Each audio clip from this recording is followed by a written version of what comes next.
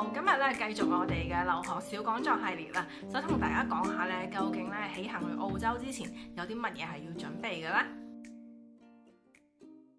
嗱，離境前嘅準備啊，咁如果你已經係交晒學費咧，攞咗學校嘅確認取錄嘅通知書咧，咁你下一步咧就係上網去辦理你嘅學生簽證啊。咁你個學生簽證如果係批咗嘅話咧，其實下一步咧就係去訂你嘅機票，確認你嘅行程啦，亦都可以將你嘅航班資料啦就 pass 俾 homestay 啦，安排 homestay 去機場接你機啦。咁咧據我所知咧，有一啲大學咧亦都有安排一啲接機服務嘅，譬如 QUT 嚟講咧，佢嘅airport pickup service 咧其實係免費嘅，咁同可以上翻佢嘅 student portal 咧去 login 然後去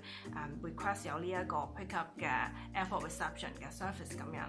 另外啦，如果你係 book 一啲青年旅社啊，或者係酒店等等啦，咁咧其實你應該咧喺出發之前咧就再同佢哋 double confirm 你嘅到達嘅時間啦，咁睇下幾時去 check in 啦。據我所知有一啲嘅住宿咧係好 self service 嘅，咁即係佢會將個鎖匙擺喺 somewhere，咁你自己就 pop in 去攞啦。所以呢一啲都要係你事前去 clarify 清楚 ，make sure 你去到其實係有人去接應你嘅。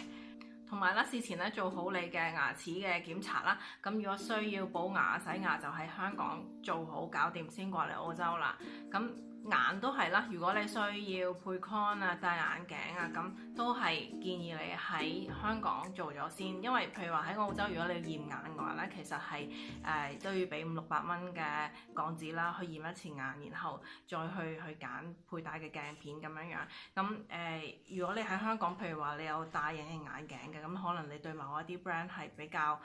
習慣嘅，咁變咗你喺香港你可以配定一 set 咁樣樣，足夠你喺澳洲時間用嘅份量，咁就帶嚟澳洲咯。咁藥物方面咧，如果你係食開有啲處方嘅藥物咧，你都應該帶有足夠嘅份量過嚟澳洲啦。錢銀方面咧，有啲家長咧就係會出一張旅行支票，咁就俾同學仔帶嚟澳洲，喺呢一邊咧開咗銀行戶口之後咧，再將嗰筆錢咧就過入去嘅。咁亦都有一啲家長咧，佢就以備學生不時之需啦，咁啊申請一張附屬嘅信用卡，咁就俾學生咧，即係除咗啲 cash 之外，如果唔夠 cash 嘅時候，咁都係有一張 credit card 喺度可以即係去應急，同埋可能你都需要安排你自己嘅旅遊保險啦。咁除咗一啲事前嘅準備之外咧，其實你都有一啲好重要嘅文件咧，係需要帶嚟澳洲㗎，包括你一啲入境用嘅文件 passport 啦、身份證啦，同埋你嘅學生簽證嘅文件啦。你嘅機票啦，你嘅 passport 咧，亦都應該準備好幾個 copy 咧，就擺喺唔同嘅位置啦。咁 in case 真係唔見咗嘅話，亦都有一個 copy 做 backup 嘅。咁另外，如果你係諗住嚟澳洲可能會揸車，咁你帶你嘅駕駛執照過嚟啦。仲有咧就係院校俾你嘅確認取錄通知書啦，就係我哋叫做嘅 COE 啦。咁咧如果係中學同學仔嘅話咧，可能你需要帶埋你嘅針卡啦，即係你嘅疫苗嘅記錄過嚟澳洲嘅。好啦，咁準備晒頭先啲嘢，開始要執行李咯喎。有啲乜嘢我覺得係應該要帶過嚟澳洲嘅咧？首先 cash 就一定要有㗎啦，咁港幣嘅現金啦，同埋一啲澳紙嘅現金啦。咁我唔建議帶太多現金喺身嘅，1000蚊澳紙啦，我覺得已經足夠用㗎啦。咁即係唔好帶太多 cash 喺身嘅。咁澳洲亦都規定唔可以帶超過1萬蚊嘅澳紙，如果唔係就要申報嘅。同埋一啲個人嘅用品啦，包括牙刷、牙膏啊、毛巾啊、拖鞋啊、仲有梳啊、指甲鉗啊、紙巾啊咁樣樣，或者一啲女仔嘅一啲女性嘅衞生用品啦。咁澳洲咧係冇香港嘅牌子嘅，所以如果你用慣咗某一啲 brand 嘅話咧，咁啊自己帶足夠嘅份量過嚟澳洲啦。另外衫褲鞋襪啦，咁返學㗎啦，出街着嘅衫褲鞋襪啦，運動衫啦、運動鞋啦，另外一啲內衣啊、睡衣啊咁樣樣啦，一啲其他嘅必須嘅用品，我覺得係帽啦，同埋太陽眼鏡同埋防曬啦，因為呢一邊天氣實在太猛啦，同埋一啲護膚品，因為天氣可能會乾一啲嘅，咁你帶啲保濕比較好嘅護膚品過嚟澳洲啦。返學用嘅背囊啦、文具啦、手提電腦啦、你嘅電話啦、手錶啦，咁如果你需要嘅話，仲有帶埋鬧鐘過嚟啦。另外仲可以帶把輕便嘅縮骨遮啦，因為呢邊可能真係突然間都會落雨嘅。仲有頭先講過嘅眼鏡啦，你嘅隱形眼鏡啦，同埋呢邊嘅插頭咧，睇下係咁樣樣嘅，即係佢三腳嘅，但係比較幼身同埋係斜嘅，咁變咗咧香港嘅插頭咧係唔適用嘅，你要帶足夠嘅 adapter 過嚟，即係嗰啲變壓器啦。同埋我覺得如果你譬如話你有時候你會夜出啊，同同學去行山啊，或者夜晚睇星星啊，諸如此類，去釣魚啦都好。咁其實呢，如果你有電筒嘅話呢，都好用嘅。咁雖然呢邊都有得賣，咁你可以自己都帶一個輕便嘅喺身啦，或者你如果屋企有嘅，可能係嗰啲頭燈呢。咁其實我覺得帶頭燈都幾方便嘅，唔使揸住咁樣。澳洲嘅海關咧係十分嚴格嘅，係有好多嘅唔可以帶嘅物品嘅。我唔知你有冇聽過啦，一支鉛筆都唔可以帶入境嘅。咁原因咧就係因為佢哋都唔建議帶一啲木嘅製品過嚟澳洲啦。咁我哋而家睇下咧，仲有啲咩物品咧係禁止帶過嚟澳洲嘅喎。嗱，首先咧食物啦，各種嘅食物包括肉類啦、蛋類啦、奶類啦、動植物啦、生嘅、熟嘅、乾嘅、濕嘅，其實都唔可以帶嚟澳洲，包括生果都唔可以嘅。另外啦，一啲中藥啊、種子啊，其實都係唔可以帶過嚟澳洲嘅。有時候咧，媽咪都會準備一啲補身體嘅嘢，可能係阿膠啊、鹿茸啊嗰啲咁樣。燕窩啊咁樣，其實嗱都唔可以帶嚟澳洲㗎。有啲咩我試過係可以帶嘅咧，就係例如一啲乾瑤柱啦，或者係一啲乾嘅魷魚絲啊之類嘅嘢，嗰啲係可以帶嘅。但係我每一次我都會申報。仲有啦，如果你帶鞋入嚟咧，就小心一個鞋咧就唔好黐到好多沙或者泥土，即係譬如話你行過山嘅鞋咁樣樣，因為咧俾佢哋知道咧你因為咧，如果俾佢哋見到咧，你嘅鞋其實係帶咗沙石泥嘅話咧，其實佢哋咧係有機會抌咗你對鞋啦，或者係咧抽起你對鞋去做化驗啦。原因咧係澳洲佢好保護佢自己本土嘅動植物嘅，所以佢唔希望有任何外來嘅干擾啦，去影響到佢本土嘅生態。所以咧喺海關嘅把關方面係十分嚴格嘅。另外有一啲物品咧，我都係唔建議帶嘅，例如一啲木製品啦、雕刻啦、木工藝品啦，或者係一啲貝殼啊、羽毛啊之類咁樣樣，即係會有動物嘅一啲聯繫嘅一啲用品咁樣樣啦，裝飾啊，其實都唔係好建議帶入嚟嘅。咁第一次入嚟澳洲嘅話咧，就建議大家都係帶一啲日常生活會用到嘅嘢啦。咁通過咩申報咧？就係呢一張入境卡啦。咁其實喺你上飛機嗰陣時候咧，空姐咧都會俾一張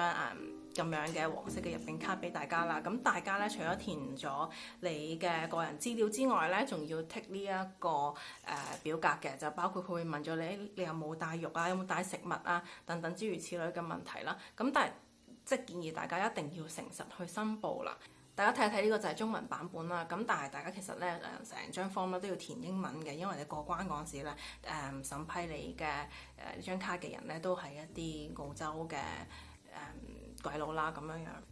咁我又講一講過關嗰時情況係點樣樣啦。咁咧你落咗飛機之後咧，你第一件事咧其實就喺攞行李之前咧，當然係過呢個 immigration 啦。咁咧如果你係攞住一個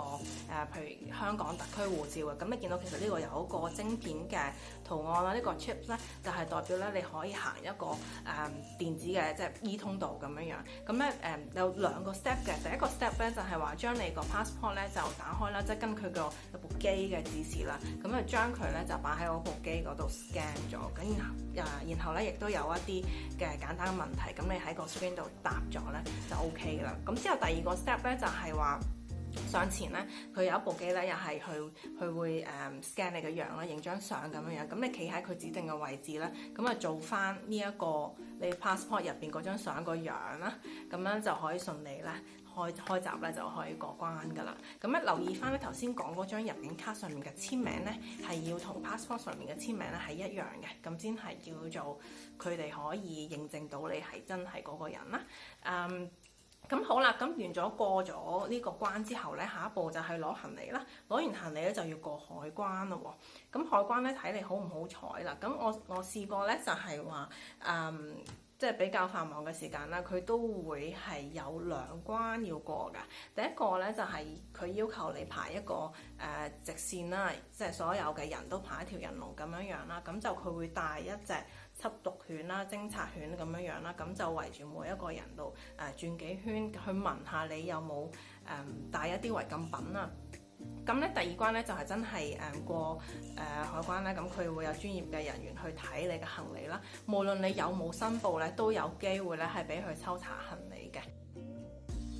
其實你係有機會咧被當場罰款220蚊澳紙啦，或者被起訴啦。如果嚴重嘅話咧，其實係罰款超過6萬蚊澳紙咧，同埋監禁10年嘅。咁咧我就試過有一次咧就揦過少少嘢嘅，就係咧我上機之前咧我就買咗個肉鬆包啊，咁啊怕沿途肚餓，咁食咗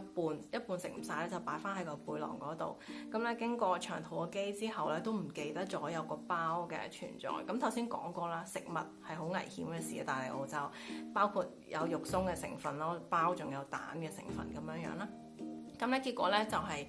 有隻狗仔啦，咁就過嚟聞嘅時候咧，就聞到我有肉鬆包，而我自己都唔記得咗呢個包嘅存在。結果咧去到嗰個海關嗰陣時候咧，佢就check 到啦，然後咧就俾咗一個 warning letter 俾我。咁我都叫做好彩，淨係收咗一封 warning letter，上面就寫住你觸犯咗澳洲邊一條法例啊，帶咗啲乜嘢入嚟係唔可以嘅。咁咧呢一次就係一個警告啦，下次再犯咧就會罰你錢，或者有更加嚴重嘅後果噶啦咁樣樣。咁咧雖然係好彩啦，係有封信咁樣樣啦，咁但係其實都足夠我驚咗半日噶啦，因為都好怕會有啲乜嘢罪行係會影響到自己噶嘛。咁但係 anyway， 即係今次係一個小教訓啦，所以將自己經驗話俾大家聽，希望大家都唔好即係犯我同樣嘅錯啦。咁樣順利過關之後咧，到步咗，仲有啲乜嘢係要做嘅咧？咁我哋下集再同大家去講下。